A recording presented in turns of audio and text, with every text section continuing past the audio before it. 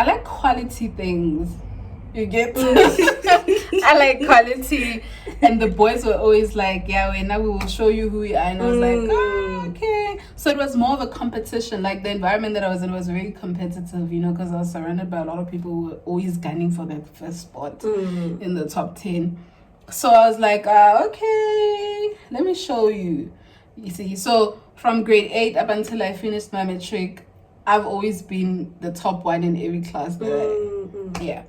So I think that was that, but also because I grew up in the environment that I grew up in. I mean, it's Mabiskral, it's behind with literally everything. I was like, I don't want to see myself here. Like, I need to get out of this place.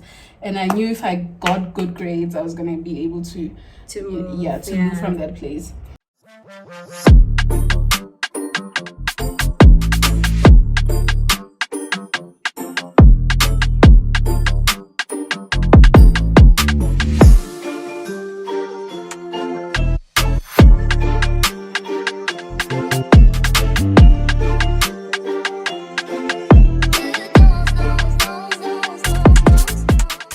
Welcome back to Fort TV. My name is Lulu Blue, your host.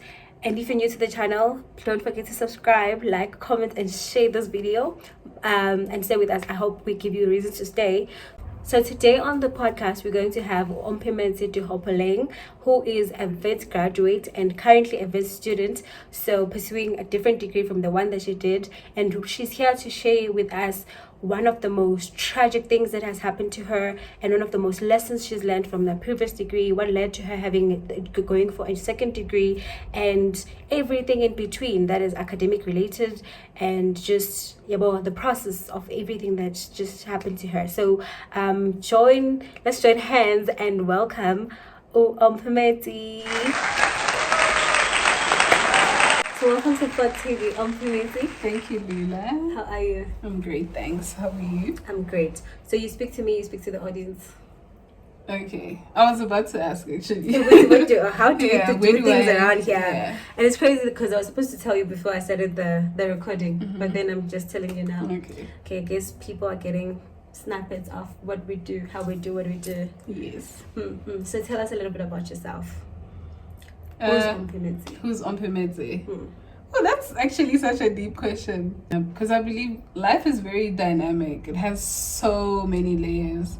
So even just defining who I am comes with so many things, you know, because there's so many levels to who I am, you know. But basically, I'm just a 25-year-old girl from Rustenburg, a village called Mabiskral. It's basically in the outskirts of Rustenburg. I'm doing mining at Wits. Crazy, because initially I was in humanities, right? But I think, should I get into it, or? I think you actually can. But before we just get into it, I'm surprised that you're from the villages. You know, I always say, I always say I'm from rural kids, and always whenever I'm talking to you, I'm like, this is probably why I say that, or why I do this, because obviously I'm from the rurals. You never say I'm also from rural. Girl, where did you think I'm from? Oh, well, you never say where you're from. You always you never say I'm from the villages. Why not? I mean, maybe we've never had a conversation about that actually led to us talking to you being from Rustenburg, that I'm familiar with. Yeah. You being from the rurals in Rustenburg. Oh no, I'm a village girl. A lot of people don't believe it because they're like, girl, I'm like, yeah, no. So what was your experience like growing up in Rustenburg? In rural Rustenburg. In rural Rustenburg, yeah. It was okay. I think I've never really had a life outside of my family, like my homes, because my parents are very strict, so we never really went out and did whatever. Like, I was just always home.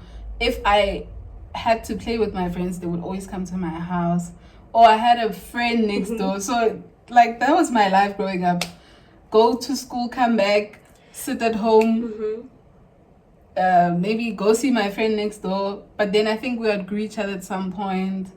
So the beginning of high school, basically I'll just go to school, come back home, spend time with my family, go to school. School was a walking distance, or you had to take a transport? No, it was a walking distance. Okay. But I think now that I think about it, it was quite a long distance. No, because I'd walk for 30 minutes. That's a lot. It's a lot. No? So you're probably one of those people when they become successful one day, like, we used to walk for 30 minutes to school. No. That's a long walk. And remember, I had to carry two school bags, because one was for the books, like that I write in, and then the other one was for textbooks, and you couldn't leave them behind because the teachers. There were no lockers. There were no lockers in Makhaya. Show me. Like, I'm from the villages. Like, it's a village. So, like, village isn't like, okay, I'm not saying other villages are not like village enough, but I mean other villages are developed, you know? No, it's not that. So there's like electricity, there's water at your house, like tap. But you guys have flashing toilets. Maybe now it's like, let me not lie, but we didn't have, our school was not that advanced. It was just a school. You had computers at school? Science lab? Okay, we had a science lab. But it was just basic. So what made you decide to do the sciences and then all of a sudden switch to apply for a degree in the humanities? Look, I've never been confused about who I am. I'm an artist at heart. I think it just shows even with how I look. I mean, you get. I've never been confused about who I am. So I was supposed to go to art school in grade 8. There's an art school in Taung where my dad is from. It's called Mabana. But my mom was like, no, girl, do science. Your sister's doing science, you know.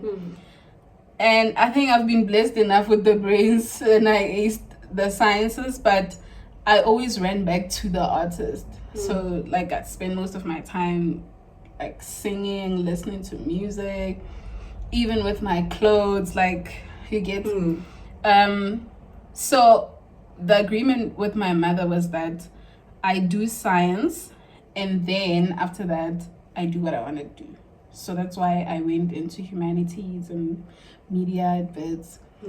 But then due to unemployment in Saudi, especially in the humanities, especially in the humanities, yes, I ended up saying, you know what, so there was just a lot of things, honestly. So I was like, hey, I'm not sure. What if? Because obviously, if you get straight A's in maths and science, people are gonna be like, you should be a doctor, you should be an engineer. You get. So I was like, what if they were right? You know. Now I'm sitting at home and it's not working. You know. And I'm like, okay, let me try this out. And then I tried it out. I got into Vids again, registered for mining, but. Yeah. Okay. I don't think it was okay. I'm not one for regrets, right? So I'm like, it's good that it happened, but I'm also very certain that it's not for me. Mining. No. Anything in STEM is not. No. So you okay? Before we dive into that, wait. Let's sort of reverse it a little bit. So you're in high school, you're doing maths and science, and you acing it, and you do. And I'll tell you why I aced it. I don't like. I like quality things. You get. I like quality, and the boys were always like, "Yeah, now we will show you who we are." And I was like, "Oh, okay." So it was more of a competition. Like, the environment that I was in was very competitive, you know, because I was surrounded by a lot of people who were always gunning for that first spot in the top 10. So I was like, "Okay, let me show you." You see, so from grade 8 up until I finished my matric, I've always been the top one in every class that So I think that was that, but also because I grew up in the environment that I grew up in. I mean, it's Maviskral, it's behind with literally everything. I was like, I don't want to see myself here. Like, I need to get out of this place.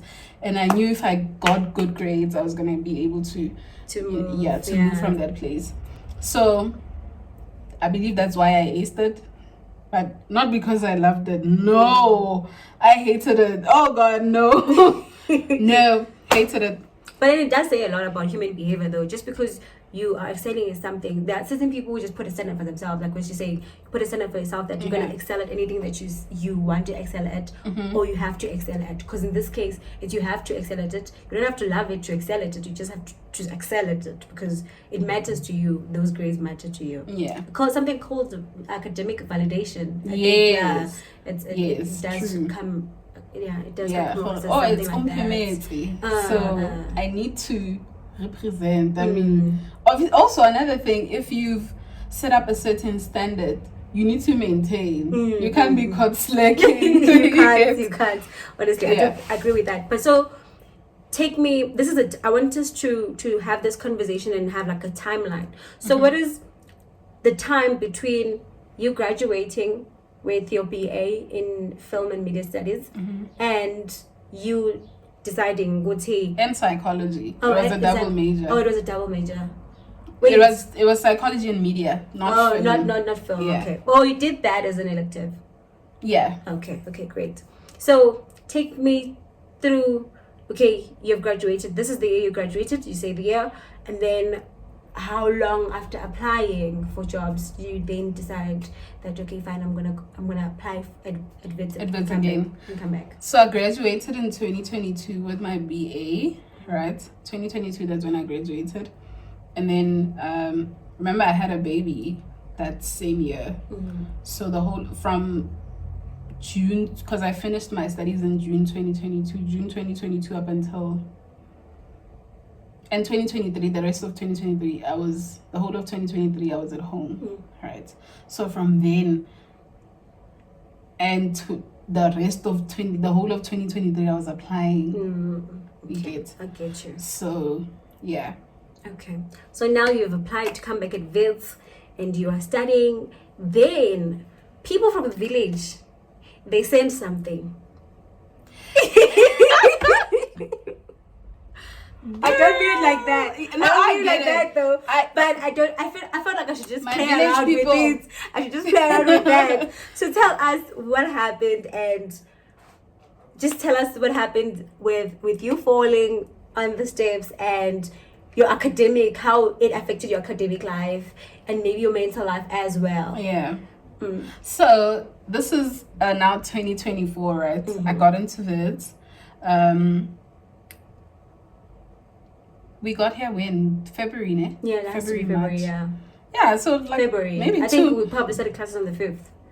Yes. So 2-3 months into Wits, 2024, something very tragic happens to me. I'm just walking down the stairs. It's a Friday. I'm just going. I was actually going home. So I fall down the stairs. My foot breaks, and that literally changed my whole life in a way, you know. So I had what they call a trimalleolar fracture. This is where because you know in the foot there's the tibia, the fibula, and then there's the posterior bone. So the trimalleolar fracture basically means that all the 3 bones in your ankle break. So that's what happened. And then I was in hospital for I think a month and a few weeks, I'm not sure. From May this year until July, I think. That's when I was able to go back to school. And more than anything, I think I was actually having a conversation with a friend of mine the other day. I think more than anything, I carry a very tenacious spirit. It's hard to break my spirit, honestly, you know. And I'm very grateful for that, because even during all of that, I mean, my academic life paused. I fell deep into depression because I was like, man, I just got into this, you know, and I was starting to get to the hang of things as far as academics go, because I mean, transitioning from BA, from humanities to engineering is such a huge transition, you know, and I struggled. It was such a bummer, you know, because like I had said, I was still getting to the hang of things. I was adapting well now at school, and I felt like, okay, now I'm really doing engineering. I was starting to enjoy it to a certain extent, right? So that happening really set me back. But more than anything, because I'm the type of person who looks for the positive in whatever situation I find myself in and run with it, I was like, this is surely God speaking to me in some way, you get. So I went through a phase where I was like, I think the first week in hospital, where I was grieving because I felt like this is the end of my journey with this, you get. And God is redirecting me, because the first block was so terrible, and I always used to say, I don't think I'm gonna, like, when June comes I will still be here. Like, that's how terrible engineering was going. Being I understand what's happening. So I was like, I think this is redirection from God, you know.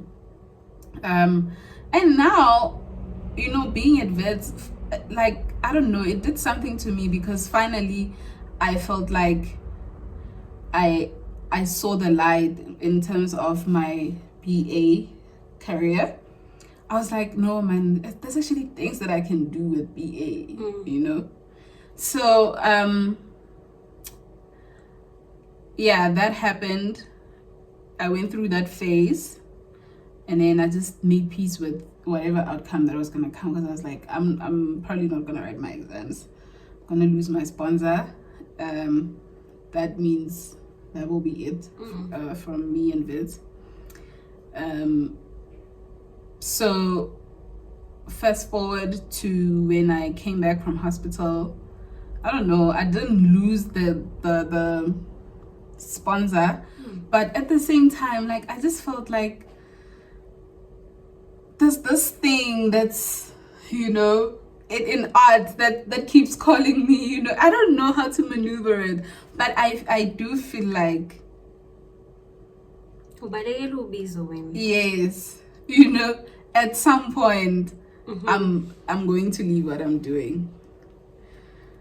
I get you, and I understand, and thank you so much for sharing that part of your journey that was so difficult and that lasted for a very long time. You know, if you're in hospital, a day feels like, I don't know, a year or more. So imagine you're always just waiting for the next visiting hours, and at the hospital that you're at, they don't have visiting hours twice. They are limited visiting hours.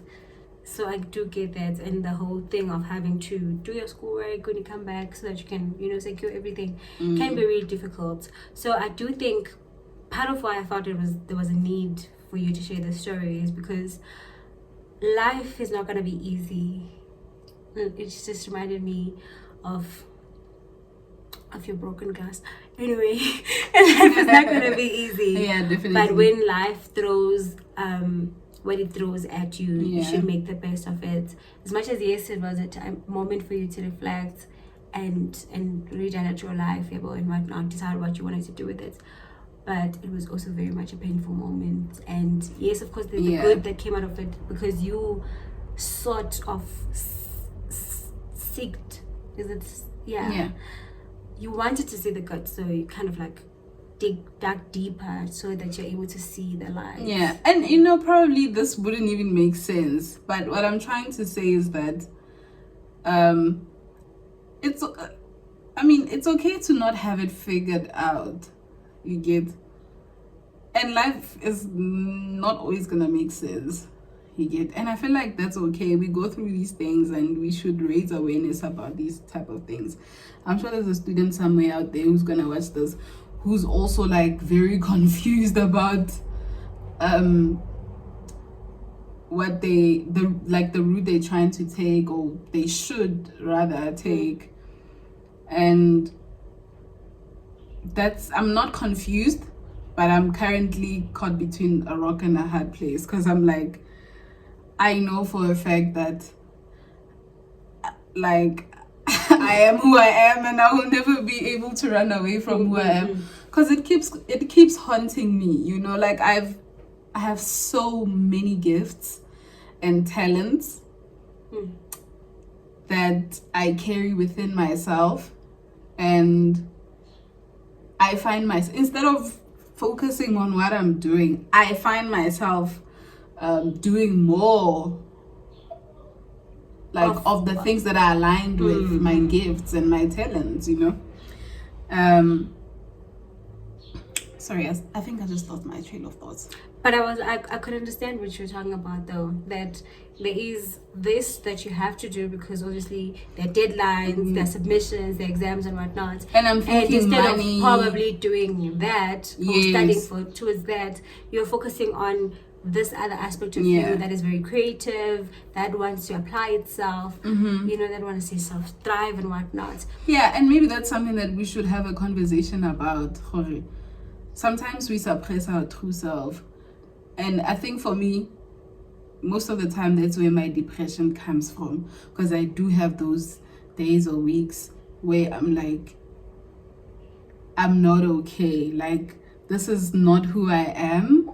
You know, this is as much as I can do it, this engineering thing, but I know it's not who I am. And as a Christian woman, I'm like, there's a verse in the Bible that I read about 3 ladies who were given gifts by God. And the first one buried the gifts. So she was like, I'm going to wait for God so she can see that I kept the gifts safe. The second one misused the gifts. The third one used the gifts to make more for self and help herself and other people and get more, you know, from the gifts. So I'm like, I don't want to be like those two, the one who finished them and then the one who buried them. You know, I want to use my gifts to make more of myself and help other people, you understand? So, but how am I doing that if I'm not using them? And to actually, like, I get you, and I want to say something, because there was a time you had actually started, like, putting yourself out there, you know, through making like a YouTube channel while you're still studying, when you're still doing your undergrad, and then you just stopped as though something in you decided otherwise. And then later on, here you are thinking that maybe the decision that I made, of course, is good for me because you are just generally a person who excels and you excel at it. But then again, is it the right decision for you? Yeah, no, it's not. So now my thing is that I'm losing my trail of thoughts. I feel like I have so much that I want to say. That's fine, take your time. But basically, no, I do agree with what you're saying. And then now I'm just gonna go back to what I was saying. So the thing now is that, like I had said with the 3 ladies in the Bible, I'm now here and I'm doing engineering, right? And it takes up all of my time. You get? I don't have a life outside of that. You understand? It's like a proper 9 to 5, actually. You do understand that also after those classes from 8 to 5, I have like crazy assignments. I have labs every week. I write 2 tests a week, 3 tests a week. Every week of this year, I had to do that. You understand? And it just felt like, I don't know, I'm losing myself, you know, like I was losing touch with like the essence of who I really am as a person, you understand? And now I'm like, I don't know. My true self is like, girl, I want to come out. My ideal self, who's this person that I think the society would now like, now that I'm an engineer, now that I'm a STEM girly, you know, that whole vibe. And opportunities as well. There aren't so many bursaries for people in humanities.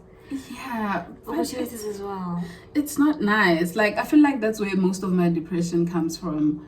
Like, all the depression that I've battled came from that. I'm not fulfilled, you know. So, I don't think that's a life that I want to lead, but I'm still trying to find a way to move around that, you know. So I still don't have it figured out, but I know for a fact I am who I am, and I'll never ever be able to run away from myself. Yeah. You've heard it from Ompi, who has openly shared with you guys her journey with her undergraduate degree in the humanities, how she felt she applied for jobs and didn't get any, and when she decided to come back to Wits, because we're actually here, come back to Wits and start studying something else, something that will be looked at as prestigious, advantageous, that has more opportunities, that has more money, women in mining. Yeah. You know, it's a cute aesthetic. I get it, but and what that means to her now. So you could be there listening from home or race or wherever you are, and you feel like you relate. Please don't forget to write your comment, and let's have a conversation. Let's chat about it here on the comment section. Right. And Yes. also, it hasn't been a simple journey, even outside academics. Yeah. But that willingness to actually look deeper, to search for something that is more positive in whatever situation you're going through is very important. So I feel like what we just came here to do is encourage people to stay positive, to look for the good in every situation. Yeah, and just don't be taken by the air. Like, don't go wherever the wind blows. Because I think that's what I did with this. And I don't think it was a wise decision. I think I wasn't patient enough. But, okay, before I say this, because now I see that there actually are opportunities in humanities. Like, you can make it work. It just won't be an easy journey, but it's very doable. And I think we should stay true to ourselves, because your job is not your whole life. But once you choose something that is wrong or something that's not for you, it's gonna even like affect other aspects of your life. You get it? So don't make that mistake. And again, there's a quote that I really like. It says that in the absence of that which we are not, that which we are cannot fully exist. You get? So I think for me, that's how I even look at it. My whole situation, where I'm like, as much as I don't think I should have came back to it,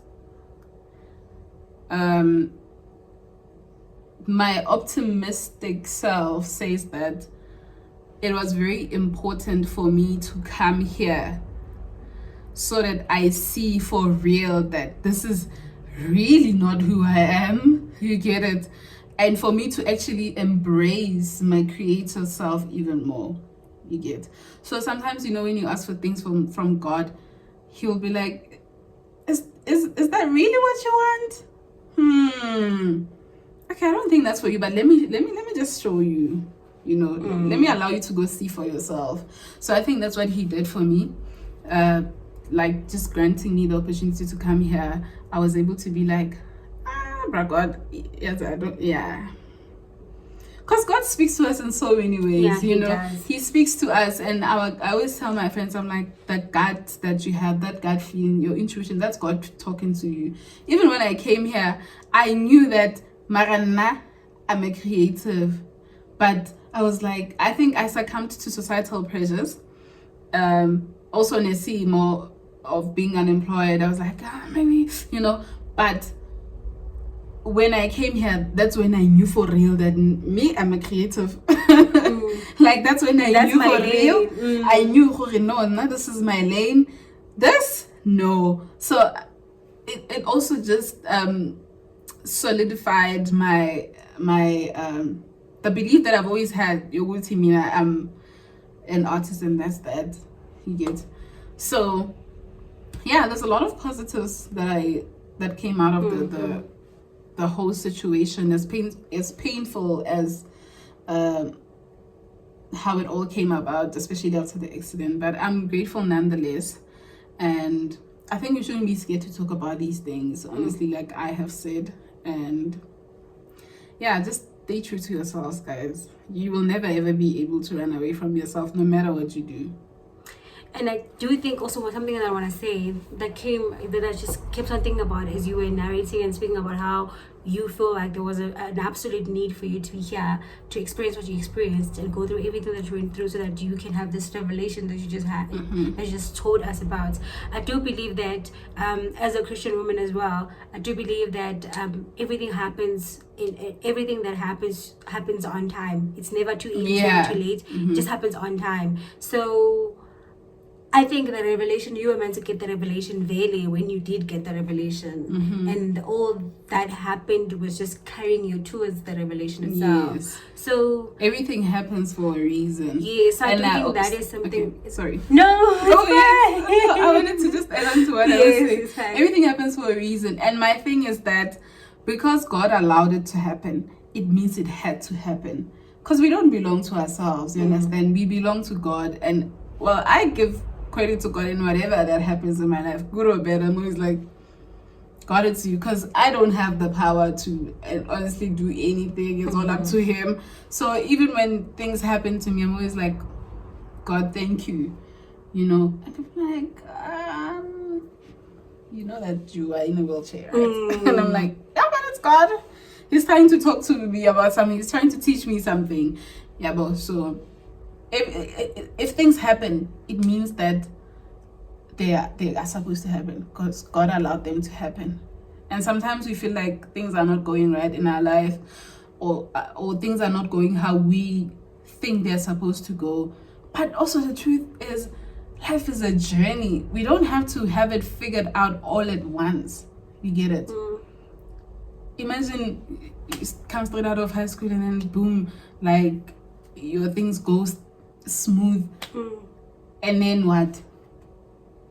You know, sometimes with everything that happens to me, I'm like, it's adding more juice to the story of my life. Like, you get it? Making it more interesting. Yeah, you know, so it's adding more pages to the book of my life. And yeah, I just know my story is going to be very great. And yeah, I think that's what this year has also taught me, to just be patient with myself. And I'd like to share that with everyone. Just be patient with yourselves. Everything, what's yours will never miss you. Like, everything will happen the way it's supposed to happen, clean, nicely. So yeah.